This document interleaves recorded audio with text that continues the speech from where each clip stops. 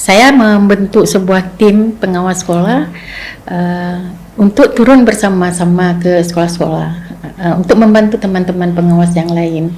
Nah, artinya kita ketika turun tim ke sekolah itu bukan ingin menginspek sekolah, bukan, tapi lebih kita ingin membantu teman pengawas sehingga apa-apa yang menjadi hambatan di sekolah itu nanti akan diberi penguatan oleh pengawas pembinanya.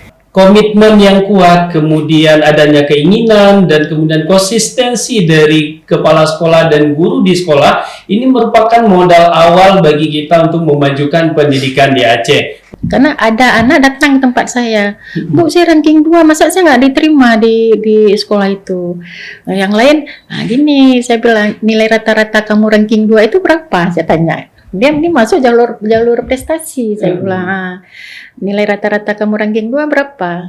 Dan saya bandingkan dengan yang lain, nilai rata-rata ranking 2 juga. Ternyata lebih tinggi anak yang satu ini. Dia tertolak.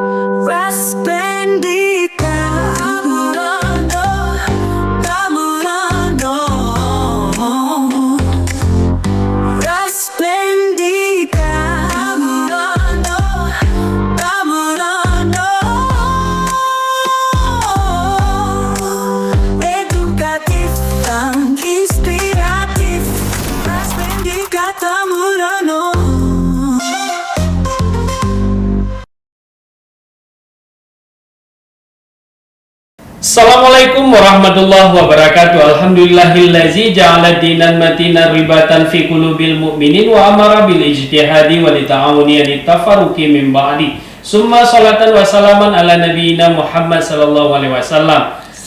Pada hari ini jumpa lagi dengan saya Rizal Fikri TA. Nah, hari ini kita akan mengundang seorang tamu istimewa. Ada seorang narasumber yang sangat pakar di bidangnya, yaitu seorang pengawas dari Kabupaten Aceh Besar. Siapa lagi kalau bukan Ibu Eli Suzana SPD yang sekarang menjabat sebagai Ketua MKPS SMA dan SMK di Kabupaten Aceh Besar. Kita sapa dulu narasumber kita. Assalamualaikum Ibu Eli. Waalaikumsalam. Apa kabar nih Bu? Alhamdulillah sehat Pak Fikri. Alhamdulillah ya.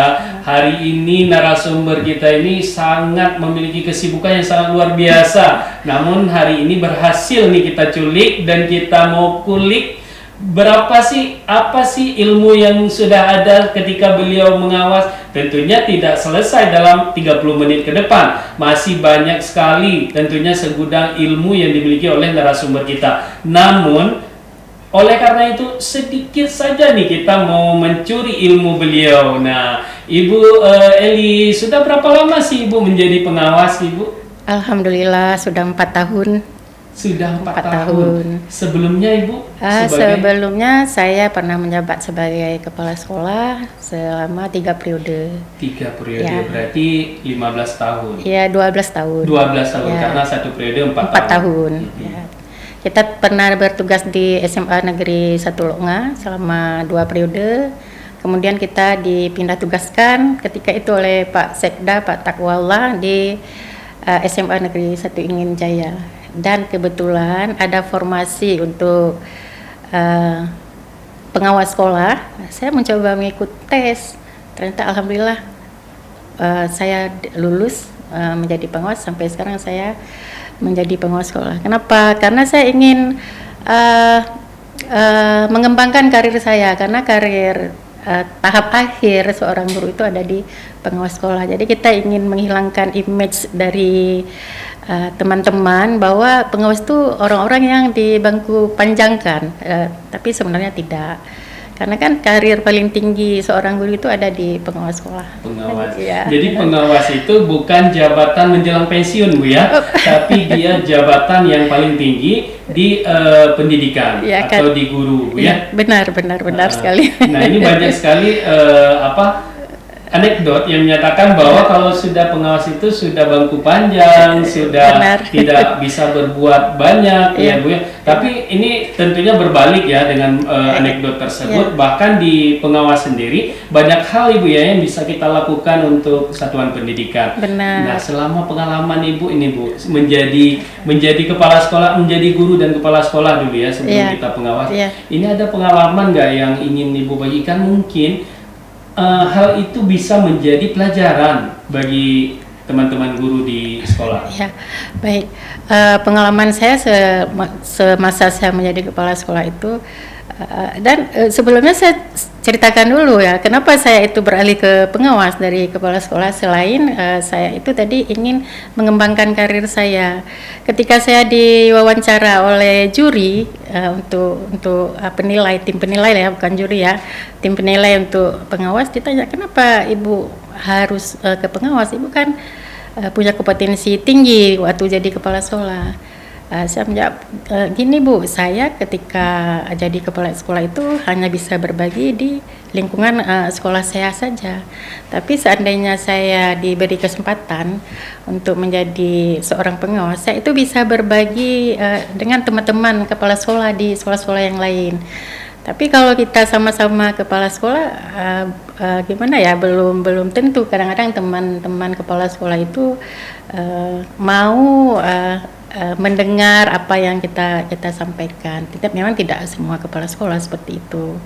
Nah, pengalaman saya ketika jadi kepala sekolah hari itu, saya pernah membawa sekolah itu menjadi juara satu sekolah sehat di tingkat provinsi, dan sekolah sehat itu susah Pak Fikri kita untuk merebut sekolah sehat itu, karena di situ kita menanamkan karakter, baik itu murid maupun guru itu harus bisa berkolaborasi secara bersama-sama untuk menuju pencapaian sekolah sehat. Karena kenapa saya beralih ke sekolah sehat? Itu kan pasca tsunami saya sudah jadi kepala sekolah tuh di SMA 1 Longa. Jadi saya agak-agak lama membangkitkan potensi akademik peserta didik. Jadi saya mencari solusi bagaimana cara supaya ini sekolah saya bangkit dan memiliki daya saing. Saya mencari solusi, dan melakukan pendataan apa yang harus saya lakukan. Saya mau bangkit nih dari sekolah sehat nih, karena kalau prestasi peserta didik itu kan anak didik aja yang unggul, tetapi kalau sekolah sehat itu semua kepala sekolahnya, warga sekolahnya terbentuk semua, sehingga betul-betul di situ terbentuk karakter anak-anak saya itu. Kalau boleh kita bilang, kalau sekolah sehat itu kan tidak boleh, memang benar-benar itu dilihat sekolahnya benar-benar nyaman, asri, dan merasa betah di sekolah. Nah, jadi saya melakukan pendekatan sosialisasi kepada peserta didik saya itu, sampai di sekolah saya itu kalau dicari satu coretan di dinding itu tidak ada lagi. Itu Segitunya. waktu Ibu di Kepala sekolah. Di sekolah SMA 1 Longa. Di Longa. Padahal waktu itu setelah tsunami. Ya benar. Wow, luar biasa. Ya benar. Saya sudah ke sana Bu, SMA 1 Longa. Luar benar. biasa asrinya, kemudian banyak tanaman bunga Benar. juga Bu ya, penuh ya. Benar. Kemarin juga kalau nggak salah saya BKKBN juga sempat menjadi pilot project Benar. di SMA Negeri 1 Longa Bu ya, Ya, waktu itu. benar. Nah, Ibu dengan banyaknya pengalaman Ibu, ini kan sekarang udah menjadi pengawas Ibu. Ya benar. Nah, kontribusi Ibu ini, karena kalau dulu kan cuma satu sekolah Bu, Ya, ya. benar. Ketika Ibu menjadi kepala sekolah mungkin di Longa cuma SMA 1 Longa. Benar. Kemudian ketika Ibu menjadi kepala sekolah SMA 1 Ingin Jaya, Ya. Ibu cuma kepala sekolah SMA Negeri 1 Ingin Jaya. Ya, benar. Nah, kalau misalnya ini bukan udah jadi pengawas, Ya. ada beberapa sekolah mungkin yang menjadi sekolah binaan Ya, Ibu. Nah, bagaimana strategi Ibu menerapkan ke sekolah-sekolah binaan ini? Ya, baik. Jadi berangkat dari peran dan fungsi pengawas itu kan sesuai dengan Perdirjen nomor 4831, fungsi pengawas itu kan berubah sekarang, nggak lagi seperti pengawas yang lalu itu dia berfungsi sebagai administratif aja. Tapi sekarang kan dia berubah sebagai pendamping sekolah. Jadi ada 4 tahapan yang kita lalui. Yang pertama sekali itu seorang pengawas sekolah itu harus melakukan perencanaan pendampingan terlebih dahulu. Nah, apa yang disiapkan oleh seorang pengawas termasuk saya ya. Saya itu akan melakukan beberapa analisis data terlebih dahulu, termasuk adalah raport pendidikan. Kemudian saya akan melakukan wawancara terhadap sekolah-sekolah binaan saya. Saya Pak Fikri ada 7 sekolah binaan Pak. 7 Ibu, Ya. boleh disebutkan Boleh, Bu? boleh. Dan sekolahnya lumayan jauh-jauh loh Pak Fikri. Di mana itu Bu, kalau boleh tahu? Karena Aceh besar luas Bu Benar, ya. Luas ya, Aceh benar. besar. Sekolah apa aja Bu? Saya ada sekolah negeri 1 Lung. Loh, wow. Kemudian turun ke Paling ujung Bu ya? Ya, kemudian turun ke SMA 1 Lepung. Lepung. Kemudian turun ke SMA Negeri 1 Pulau Aceh. Sedianya saya mau berangkat nih loh ke Pulau Oh, Aceh. Pulau Aceh. Ya. Wow, berangkat tapi karena di luar kita mau janjian wawancara Bu ya. Oh, ke Pulau Aceh terus Terus ada SMA Modal Bangsa. Modal Bangsa. Ada SMA Sukamakmur, SMA Darmariam. Kemudian satu lagi SMA Pekanbadah. wow, 7 sekolah saat ini dan itu berada di ujung-ujungnya Aceh besar. Bahkan ada di kepulauan yaitu Pulau Aceh. Luar biasa kiprah dari pengawas dari Ibu Eli sendiri ini ya. Nah, bagaimana sih Ibu ini menerapkan pola-pola pengawasan? Karena ini sangat jauh kan kita lihat. Nah, bagaimana Ibu cara membagi waktu untuk mengawas sekolah ini Bu? Saya itu tadi kan saya sudah melakukan perencanaan pendampingan strateginya yang tadi. Kalau yang sekolah-sekolah jauh itu, misalnya seperti Pulau Aceh, ketika kondisinya itu kondisi alamnya tidak bersahabat, mungkin saya tidak naik ke sana. Saya melakukan wawancara dengan kepala sekolah tahap awal itu melalui WA, atau kita buat janjian di darat karena kebetulan kepala sekolahnya tinggal di Banda Aceh. Kemudian setelah saya melakukan beberapa analisis data, saya baru melakukan pemetaan terhadap sekolah-sekolah mana yang menjadi prioritas dampingan saya. Misalnya kalau di tahun-tahun sebelumnya itu akan menjadi prioritas di sekolah dampingan saya itu adalah SMA Pekanbadah. Yang sekarang kan mungkin Pak Fikri pernah mengunjungi sekolah Pekanbadah yang sudah berubah sangat luar biasa. Betul. Luar biasa. Ya. Luar biasa. Ya. Dan menjadi sekolah rujukan di wilayah itu Bu. Ya. Jadi semua anak-anak yang ada di wilayah Lamtemen Timur itu rujukannya ke SMA Negeri 1 Pekanbadah. Yang notabene-nya dulu sekolah itu tidak terkenal. Tapi alhamdulillah selama beberapa tahun terakhir ini saya lihat jumlah murid baru yang masuk itu semakin meningkat ya. Itu strategi seperti apa saudara yang Ibu lakukan di sekolah tersebut? Di sekolah tersebut saya melakukan pendampingan khusus dengan kepala sekolah melalui memfasilitasi, kemudian saya selalu membersamai kepala sekolah untuk menyusun perencanaan program sekolah. Kemudian saya juga melakukan pendampingan ketika pelaksanaan program, mana yang harus kita melakukan perubahan secara signifikan, misalnya terhadap prestasi-prestasi didik, kemudian terhadap guru, transformasi guru dalam melaksanakan pembelajaran, transformasi guru pembelajaran secara berbasis digital, dan kolaborasi disiplin ilmu. Itu terus saya genjot guru-guru tersebut, apalagi ada dengan hal-hal yang baru. Jadi di mana saya membuka diri kepada guru, kepada kepala sekolah untuk menampung hambatan-hambatan yang mereka hadapi ketika mereka itu akan melakukan apakah proses pembelajaran baik kepala sekolah. Dan saya selalu mengingatkan kepala sekolah, ayo Ibu, ketika kita melaksanakan program sekolah itu jangan lupa dengan visi sekolah yang telah kita rumuskan secara bersama-sama. Karena mohon maaf Pak Fikri, ada beberapa sekolah ketika saya kunjungi, saya kalau ke sekolah itu suka melihat visi sekolah, apa visi sekolahnya, kemudian saya bandingkan dengan hasil raport, kemudian saya bandingkan dengan pelaksanaan kegiatan. Nah, ada sebagian sekolah kadang-kadang dia telah visinya cukup bagus dirumuskan, tetapi kenapa kegiatannya itu tidak seiring dengan visi yang telah dirumuskan. Jadi saya itu terus melakukan. Berarti Ibu temukan itu ya? Ada.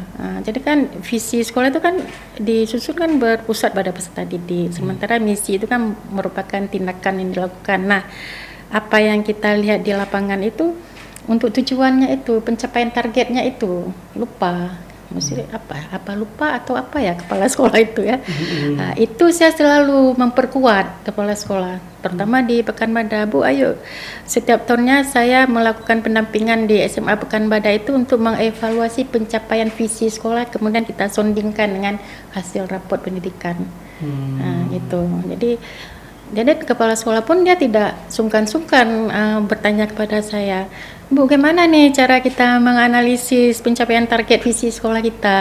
Jadi saya memberi arahan, saya memberi ini caranya bimbingan, begini caranya. Sehingga saya bilang sama kepala SMA Pekanbadak dan timnya itu, tolonglah ini di infografis tentang sekolah itu dipaparkan di tempat lalu lalang umum. Akhirnya sudah nampak, saya bilang. Tapi kalau ibu hanya memaparkan ataupun menampilkan yang kejadian tahun ini, tidak ada perbandingan data antara tahun yang lalu dengan tahun yang sekarang. Seperti itu. Nah, ini tadi banyak sekali ya pengalaman yang dibagikan oleh Ibu Eli tadi ya untuk pengalaman beliau di SMA Pekanbadak khususnya. Nah, Bu, ini bagaimana sih ketika ada sekolah binaan dan upaya dari guru dan kepala sekolah itu, dukungan untuk Ibu dalam pengawasan itu seperti apa sih yang mereka lakukan, Bu? Ya. Sejauh ini dari semua sekolah binaan saya, itu peran kepala sekolah itu untuk mendukung strategi yang saya berikan kepada sekolah-sekolah binaan itu berjalan lancar. Mungkin karena gini ya, saya welcome terhadap mereka. Jadi kepala sekolah itu kan sebagai kita untuk memperoleh pusat data informasi itu kan dari kepala sekolah. Jadi apa yang saya minta dari kepala sekolah mereka semua memberikan. Misalnya termasuk data terkait kondisi sekolah, data sarana prasarana, data guru, kemudian data kurikulum. Kemudian kita analisis secara bersama-sama. Misalnya seperti KSP kemarin kan banyak itu kepala sekolah masih saya nggak mau bilang masih belum sempurna sekali dalam menyusun kurikulum, terutama itu di kurikulur yang dikeluarkan Permendikdasmen yang baru yang di nomor 13 tahun 2025 itu di pasal 16 di ayat 2 itu masih kurikulum sekolah itu masih agak ragu, agak bimbang bagaimana sih ini penerapan kurikuler di sekolah. Jadi saya melakukan pendampingan terhadap di 7 sekolah, bahkan saya nggak di 7 sekolah binaan saya saja, karena saya kan selaku ketua MKPS nih. Juga saya sampaikan di forum MKPS, baru-baru ini ada dibuat raker, saya sampaikan kepada mereka. Nah, saya yang paling terpenting ini yang jadi dukungan bagi saya terhadap kepala sekolah dan terhadap guru sekolah itu adalah mereka itu informasi data yang akurat itu yang perlu diberikan kepada pengawas sekolah, sehingga itu menjadi sebagai bahan rujukan data untuk mengambil keputusan pembinaan sesuai dengan kebutuhan sekolah. Iya, berarti harus memiliki data untuk perbaikan, baru kita lakukan apa yang perlu masukan dan kemudian input yang perlu kita berikan, Bu ya. Nah, bagaimana sih sebenarnya supervisi yang berbasis data itu, Bu? Ya. Supervisi berbasis data kan saya melihat di raportnya dulu kan. Nanti yang di raport pendidikan itu saya bandingkan. Misalnya itu khususnya kalau di raport pendidikan itu ada indikator di D.1, peningkatan kualitas pembelajaran. Di situ kita melihat bagaimana hasil dari raport pendidikan itu. Apakah dia stagnan di tempat semula, kemudian saya bandingkan dengan pengamatan secara langsung di kelas. Saya bandingkan pengamatan langsung, ada seimbang nggak nih nilainya, ada linear nggak nih nilai pengamatan di kelas dengan nilai di raport. Nah, kejadian di lapangan ada perbedaan. Kadang-kadang di raport itu nilainya sudah bagus, tetapi ketika kita melaksanakan observasi secara langsung itu memang masih perlu peningkatan bagi guru-guru. Jadi untuk melaksanakan sebuah kegiatan peningkatan kompetensi guru khususnya di bidang pembelajaran itu saya selalu menyampaikan kepada kepala sekolah, Ibu harus kita lakukan berdasarkan data. Jangan asal-asal panggil narasumber buat kegiatan tapi kita tidak menganalisis data. Saya nggak tahu ya Pak Fikri ya. Segala sesuatu saya melakukan pekerjaan itu saya tetap berdasarkan data. Data yang akurat dari sekolah. Data minimal data awal kita sudah miliki ya, sehingga nantinya perbaikan ke depan juga akan lebih tampak ya dengan adanya data-data yang akurat tadi. Nah, Ibu kan ini notabene karena ketua MKPS Kabupaten Aceh Besar. Tentunya kawan-kawan di pengawas di Aceh Besar juga punya visi dan misinya. Bagaimana kemudian Ibu menyelaraskan antara visi dan misi dari pengawas-pengawas lainnya sehingga menjadi sebuah visi induk MKPS di Kabupaten Aceh Besar? Setiap hari Jumat ini kita ada rapat nih Pak Fikri di ruang di sebelah tuh. Pada saat rapat itu saya menanyakan kepada teman-teman pada saat mereka itu turun ke lapangan ada hambatan apa di sekolah yang ditemui. Kemudian kita juga kemudian sampai di dalam rapat itu kita bahas secara bersama-sama. Oh, saya nih butuh bantuan loh Bu, kita harus turun tim supervisi. Baik itu supervisi akademik maupun supervisi manajerial. Nah, saya membentuk sebuah tim pengawas sekolah untuk turun bersama-sama ke sekolah-sekolah untuk membantu teman-teman pengawas yang lain. Nah, artinya kita ketika turun tim ke sekolah itu bukan ingin menginspek sekolah, bukan, tapi lebih kita ingin membantu teman pengawas sehingga apa-apa yang menjadi hambatan di sekolah itu nanti akan diberi penguatan oleh pengawas pembinanya. Nah, seperti itu yang sudah kita lakukan Pak. Jadi kita selalu sharing, selalu kalau kita nggak sempat rapat, kita komunikasi lewat WA group. Sebenarnya Bu, ini kan hampir setiap hari kita melakukan kegiatan baik di sekolah maupun di kantor Bu ya. Nah, untuk pengawas sendiri ada nggak target misalkan dalam minggu ini berapa kali ke sekolah ataupun dalam bulan ini berapa kali datang ke sekolahnya, sekolah binaan, itu ada target nggak Bu? Sebenarnya target itu di pengawas itu sendiri masing-masing. Misalnya seperti saya ada sekolah memang yang harus menjadi memang prioritas utama yang harus saya dampingi. Misalnya seperti sekarang saya ada sekolah binaan satu di Darmariam. Itu mereka itu kan mau divisitasi akreditasi sekolah karena kasihan enggak sekolah itu udah 10 tahun mereka itu akreditasinya masih C artinya sekolahnya sudah unggul, sudah bagus. Tetapi C itu akibat adanya otomasi. Jadi mereka C. Jadi sehingga kita membuat permohonan agar diakreditasi ulang. Nah, ketika sekolah itu mau saya harus datang selalu ke situ. Nah, kenapa saya kadang-kadang pekan bada sekarang sudah nggak jarang datang sih, seminggu pasti saya datang ke situ untuk memastikan keberlangsungan kegiatan di sekolah. Karena sekolah itu saya sudah menganggap dia sudah berkembang maju sekolah itu. Nah, jadi sekolah-sekolah yang memang harus saya melakukan pendampingan yang menjadi prioritas itu saya akan sering datang ke sekolah tersebut. Dan kepala sekolahnya welcome, gurunya welcome, nggak ada. Senang ya. Pupuk tiuro aja kan enggak.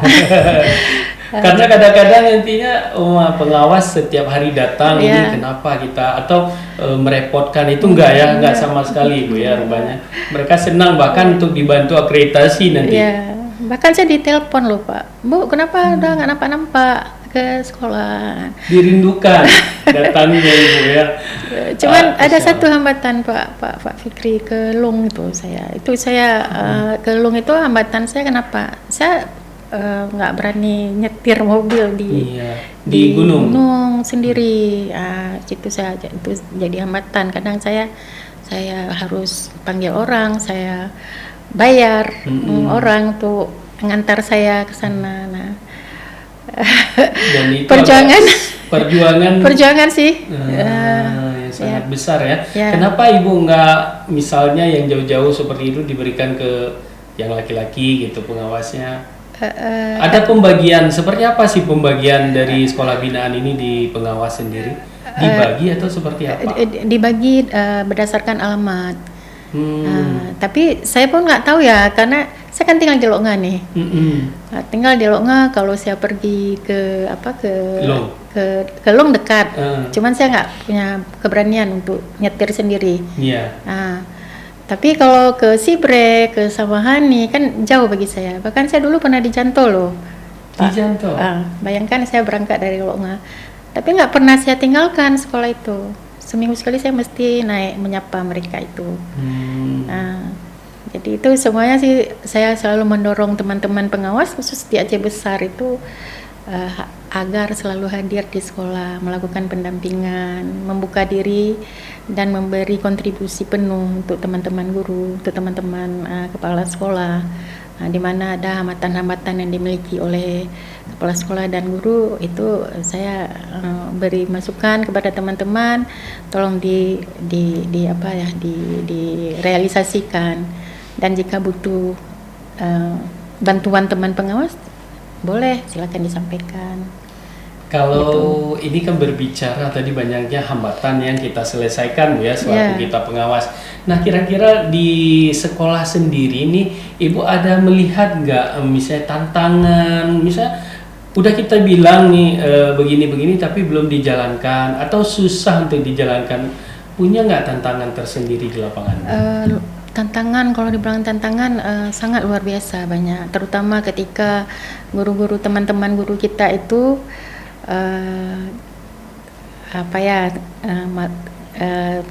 tidak mendapat sertifikasi, ataupun nanti teman kepala sekolah kita agak terlalu strong terhadap guru. Nah, itu kan juga tugas pengawas itu, untuk menjembatani bagaimana sehingga kepala sekolah itu bagaimana dia bersikap terhadap guru-gurunya, dan guru-gurunya juga bagaimana dengan kepala sekolah. Dia tentunya gurunya harus memberi pelayanan terhadap peserta didik secara maksimal, seperti itu ya kan. Dan kita berbicara yang paling penting adalah dari hati sebenarnya, sehingga terjadi perubahan pelan-pelan terjadi perubahan, sehingga sekolah itu menjadi kondusif. Itu dia. Nah, menarik sekali ya perbincangan kita pada hari ini menyangkut dengan bagaimana sih cara kita menjalankan fungsi pengawasan di sekolah Bu ya sebenarnya.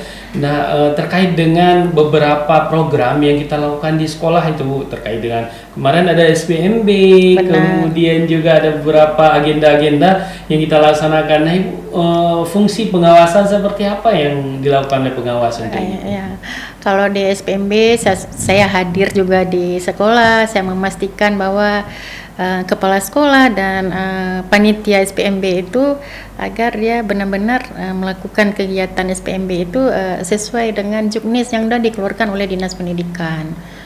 Saya selalu seperti itu. Dan kalau memang ada anak-anak, kan ada di juknis, diutamakanlah dulu anak-anak yang memang berada di sekitar sekolah. Jangan sampai anak-anak di sekitar sekolah itu tidak diterima di sekolah tersebut. Tetapi ada ringnya ya kan, ada ringnya anak-anak yang, karena ada anak datang ke tempat saya, Bu saya ranking 2, masa saya nggak diterima di sekolah itu. Yang lain, gini saya bilang, nilai rata-rata kamu ranking 2 itu berapa? Saya tanya. Dia masuk jalur prestasi, saya bilang. Nilai rata-rata kamu ranking 2 berapa? Nah, saya bandingkan dengan yang lain, nilai rata-rata ranking 2 juga. Ternyata lebih tinggi anak yang satu ini. Dia tertolak. Jadi kamu harus bisa menerima, tapi kita tunggu dulu, nanti kita koordinasi lagi dengan kepala sekolah. Kalau memang alamat dia itu memang dekat kali dengan sekolah. Oh iya. Kan, berarti semua harus kita tampung ya. Selama kita menjadi pengawas di sekolah itu, kita harus menampung setiap aspirasi, keluhan yang ada di masyarakat, dari guru, dari kepala sekolah Bu ya. Nah, ini tadi udah bermacam keluhan. Nah, kita mau mendengar juga nih contoh keberhasilan yang sudah dilakukan di sekolah Bu akibat dari pengawasan tadi. Ada berapa sekolah binaan Ibu? Kemudian keberhasilannya seperti apa sih Bu yang Ibu lihat? Ya, boleh. Kalau saya ada sekolah Saya ada beberapa memang sekolah yang udah berhasil ya, yang udah saya bina. Kalau dari secara signifikan sekali itu ada di SMA Pekanbadak. Kalau modal bangsa kan memang kita lihat memang sudah apa ya Pak ya, memang dia sudah berprestasi. Nah, tapi kalau di SMA Pekanbadak ini karena kepala sekolahnya juga visioner, kemudian kepala sekolahnya juga punya komitmen tinggi, kepala sekolahnya juga mau membersamai pengawas sekolah untuk melaksanakan program-program yang telah ditentukan. Dulunya ke SMA Pekanbadak itu biasa-biasa saja Pak. Betul. Nah, biasa-biasa saja dia. Jadi setelah kita melakukan perencanaan, Bu, ayo kita buat misalnya ini sekolah ibu ini anaknya pertama karakternya ini loh yang harus diperhatikan sekali, saya bilang kayak itu. Nah, tingkat kedisiplinan di SMA Pekanbadak itu sekarang sudah jauh sekali meningkat. Tidak ada lagi anak yang terlambat, guru tidak ada lagi yang terlambat, guru tidak payah lagi disuruh masuk kelas ketika pergantian jam pembelajaran. Nah, jadi sekarang saya melihat Pekanbadak itu sudah sangat kondusif, baik dari segi iklim keamanan sekolah, kemudian baik dari segi prestasi sekolah. Prestasi sekolah yang diraih oleh SMA Pekanbadak itu baik dari segi akademik dan non akademik itu sangat jauh meningkat. Gitu dia. Kenapa? Komitmen guru dan komitmen kepala sekolah. Itu yang paling penting, Bu ya. Komitmen guru dan komitmen dari kepala sekolah. Nah, Ibu nih sekiranya ada guru dan kepala sekolah yang sedang menyaksikan ini, Ibu pesan Ibu kepada guru dan kepala sekolah, terutama di wilayah Aceh Besar dan kemudian di sekolah binaan Ibu. Apa sih yang ingin Ibu sampaikan mungkin ke teman guru dan kepala sekolah? Bagi kepala sekolah dan teman-teman guru, ayo kita melakukan sebuah komitmen yang konsisten. Melakukan komitmen tapi juga harus konsisten, karena mutu sekolah itu tidak datang dari luar, mutu sekolah itu akan datang dari dalam. Saya selaku penggerak dan selaku pendamping sekolah mengajak Bapak Ibu kepala sekolah itu sebagai promotor penggerak sekolah dan Ibu guru sebagai pelaksana pengembangan sekolah. Ayo kita tetap konsisten dan berkomitmen tinggi untuk meningkatkan daya saing sekolah. Wow, luar biasa nih pemirsa yang ada di rumah, Rakan Tamareno. Komitmen yang kuat, kemudian adanya keinginan dan kemudian konsistensi dari kepala sekolah dan guru di sekolah, ini merupakan modal awal bagi kita untuk memajukan pendidikan di Aceh, khususnya yang tadi dibicarakan kita di wilayah Aceh Besar ya. Tentunya wilayah Aceh Besar ini sangat berdekatan dengan kota Banda Aceh yang notabene merupakan pusat daerah Aceh. Nah, Ibu gak terasa nih kita udah sampai di penghujung pertemuan pada hari ini. Sebagai closing statement dulu Bu, closing statement yang ingin Ibu sampaikan kepada teman-teman pengawas, kemudian juga harapan Ibu ke depannya seperti apa sih Ibu? Ya, baik teman-teman sejawat, Bapak Ibu pengawas, ayo kita melakukan pendampingan terhadap sekolah itu dengan hati. Mari kita gerakkan hati kita, beri kesempatan ataupun ruangan kepada teman-teman guru, kepada teman-teman kepala sekolah untuk kita melakukan pendampingan secara eksis, secara konsisten, sehingga akan berdampak terhadap daya saing di sekolah kita. Bekerja keras, kerja ikhlas, kerja cerdas. Kerja cepat, kerja ikhlas, kerja cerdas Ibu ya, luar biasa motivasi yang Ibu Eli berikan guru kita bersama di Kabupaten Aceh Besar. Semoga dengan adanya pengawas di Kabupaten Aceh Besar dapat meningkatkan daya saing dari sekolah itu sendiri, baik dari jenjang SMA bisa lulus ke perguruan tinggi top yang ada di Indonesia. Kemudian untuk SMK juga semoga nantinya setelah menamatkan diri dari sekolah tersebut bisa diterima di dunia usaha dan dunia industri. Demikian juga SLB ya, SLB juga bisa menjadi mandiri, anak-anaknya bisa bekerja ataupun bisa hidup tanpa dibantu oleh orang lain. Ini merupakan sebuah keharusan bagi kita Dinas Pendidikan dalam menciptakan generasi-generasi yang terbaik di masa yang akan datang. Nah, sampai di sini perbincangan kita pada hari ini. Terima kasih Bu Eli yang sudah bersedia dan menempatkan hadir di sela-sela kesibukan beliau di Kabupaten Aceh Besar. Luar biasa. Bahkan hari ini beliau seharusnya berkunjung ke Pulau Aceh ataupun ke Lok Nga, namun karena ada perbincangan yang menurut kita ini lebih penting, maka pertemuan itu ditunda untuk sementara ya. Mungkin nanti setelah ini ataupun besok akan berkunjung kembali. Nah, dengan beberapa agenda-agenda lainnya. Terima kasih kami ucapkan sekali lagi kepada seluruh pemirsa Rakan Merno dimanapun Anda berada. Kita telah sampai di ujung pertemuan kita pada hari ini. Terima kasih yang sudah menyaksikan kami melalui channel YouTube Rasmen di Kata Merno, ataupun Anda menyaksikan kami melalui website Dinas Pendidikan Aceh. Saya Rizal Fikri TA selaku host pada hari ini undur diri beserta seluruh kru yang bertugas, mengucapkan mohon maaf yang sebesar-besarnya jika ada kesalahan maupun yang disengaja ataupun yang tidak kepada Anda semua. Terima kasih. Billahi taufiq wal hidayah wa biriza wal inayah. Saya tutup dengan doa penutup majelis. Subhanakallahumma wa bihamdika asyhadu an la ilaha illa anta astaghfiruka wa atubu ilaika. Syukran ala itimamikum. Assalamualaikum warahmatullahi wabarakatuh.